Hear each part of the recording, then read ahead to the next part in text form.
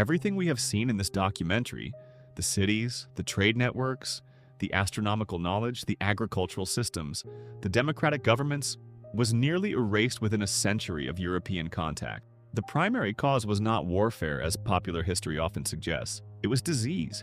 The indigenous peoples of the Americas had no immunity to the diseases Europeans brought with them. Smallpox, measles, influenza, typhus, bubonic plague. The death toll was catastrophic beyond any historical parallel. Scholars now estimate that between 1492 and 1650, the indigenous population of the Americas declined by as much as 90%. To understand the scale of this, if the United States today lost 90% of its population, 300 million people would die. That is what happened.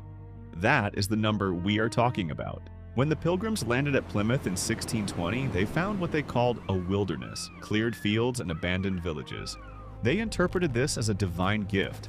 God had prepared the land for their arrival. In reality, they were walking through the aftermath of an epidemic. Plague had swept through the coastal New England tribes between 1616 and 1619, killing an estimated 90% of the Wampanoag, Massachusetts, and Patuxent nations. The wilderness was a graveyard.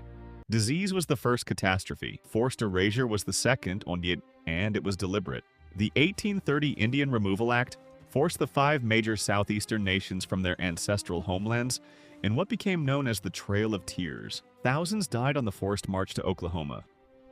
From the 1870s through the 1970s, the U.S. government ran a system of Indian boarding schools with an explicit mission summarized by their founder, Richard Henry Pratt, as "Kill the Indian in him and save the man." Native children were forcibly removed from their families, forbidden to speak their languages or practice their religions, and punished brutally for any expression of their cultural identity. Over 150,000 children passed through this system. Many never came home. In 2022, the U.S. Department of the Interior released a formal investigative report documenting over 50 burial sites associated with federal Indian boarding schools. Children who died and were buried far from their families in unmarked graves. This is not ancient history. The last of these schools closed in 1973. And yet, here is what is extraordinary, what can so much survive. The Haudenosaunee Confederacy still meets. The Grand Council still convenes. The Great Law of Peace is still recited. Among our people.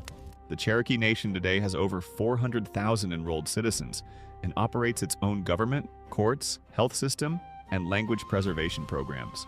The Navajo Nation, the Diné, is the largest native nation in the United States, with 27,000 square miles of sovereign territory spanning Arizona, Utah, and New Mexico.